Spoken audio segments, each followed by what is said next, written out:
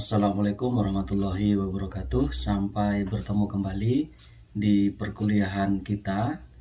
Hari ini kita akan membahas tentang bagaimana caranya kalian pada saat menulis sistematika penelitian. Jadi dalam bab 1 itu biasanya diakhiri oleh sistematika penulisan. Jadi apa saja yang ada dalam sistematika penulisan ini, baiklah kita bahas secara bersama-sama melalui perkuliahan metode penelitian hukum. Sebelum kita membahas terlalu jauh tentang sistematika penulisan, kita harus tahu apa yang dimaksud dengan sistematika penulisan.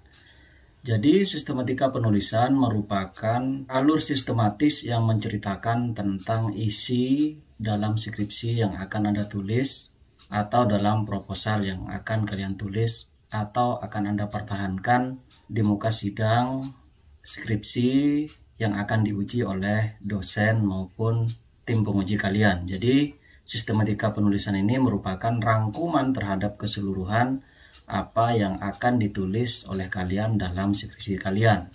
Jadi melalui sistematika penulisan Anda akan menjabarkan konten-konten apa saja, hal-hal apa saja yang kemudian akan Anda tuliskan melalui skripsi maupun tesis maupun disertasi kalian. Jadi dalam semua tulisan ilmiah itu biasanya mencantumkan terkait dengan sistematika penulisan.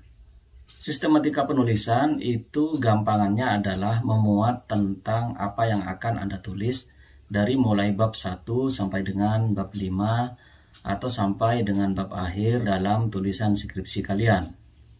Baik, apa saja yang ada dalam bab 1? Bab 1 biasanya menjelaskan tentang latar belakang masalah, rumusan masalah, tujuan dan manfaat penelitian, kerangka teori dan konseptual, metode penelitian, dan diakhiri dengan sistematika penulisan. Jadi saudara harus menguraikan bahwa bab 1 berisi tentang hal-hal yang sudah saya sebutkan tadi, sehingga kemudian secara komprehensif orang yang membaca skripsi kalian itu dapat dengan mudah memahami terkait dengan apa saja yang akan Anda tulis dalam bab 1 kalian. Lalu apa yang kemudian harus Anda tuliskan dalam bab 2 dalam skripsi kalian? Dalam bab 2 itu biasanya berisi tentang sejarah atau kronologis terhadap perkara yang kemudian Anda ambil atau akan Anda masukkan dalam skripsi kalian. Sehingga kemudian Anda melalui bab 2 ini harus menjelaskan tentang sejarah atau latar belakang atau kronologis terjadinya sebuah masalah hukum yang kemudian Anda akan tuangkan dalam skripsi saudara. Lalu hal apa saja yang kemudian harus Anda tuliskan dalam bab 3 saudara?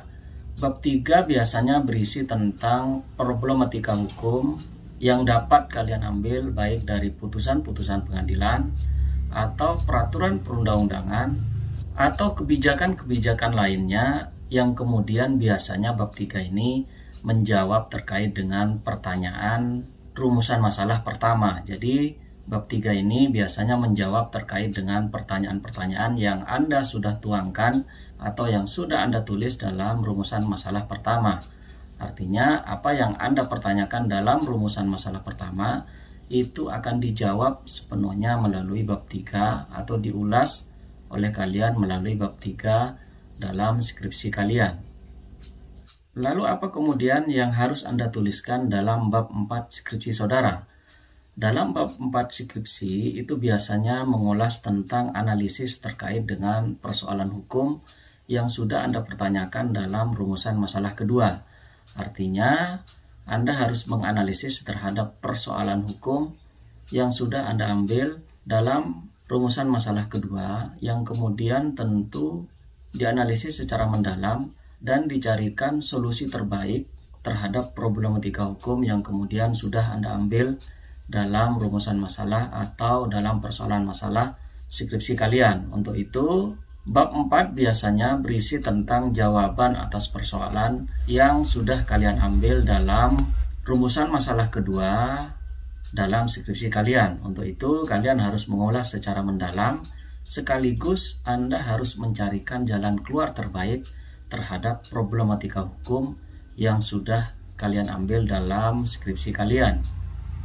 Kemudian selanjutnya yakni bab 5. Bab 5 biasanya berisi tentang kesimpulan terhadap keseluruhan problematika hukum yang sudah kalian ulas baik dalam bab 1, bab 2, bab 3, dan bab 4. Tentu kesimpulan itu harus mencerminkan terkait dengan apa yang kalian sudah ambil dalam skripsi atau terhadap keseluruhan problematika hukum yang sudah kalian ambil dalam skripsi saudara.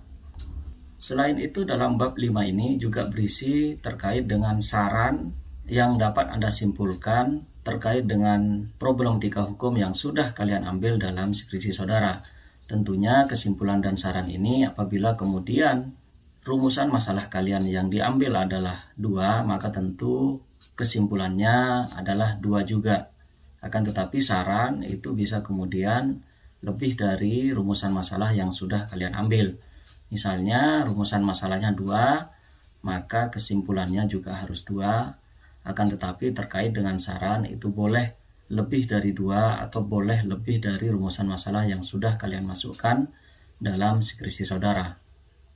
Inilah hal-hal yang harus kalian masukkan dalam sistematika penulisan yang akan Anda masukkan dalam skripsi maupun proposal skripsi kalian. Saya ucapkan terima kasih. Mohon maaf apabila ada kekurangan. Assalamualaikum warahmatullahi wabarakatuh.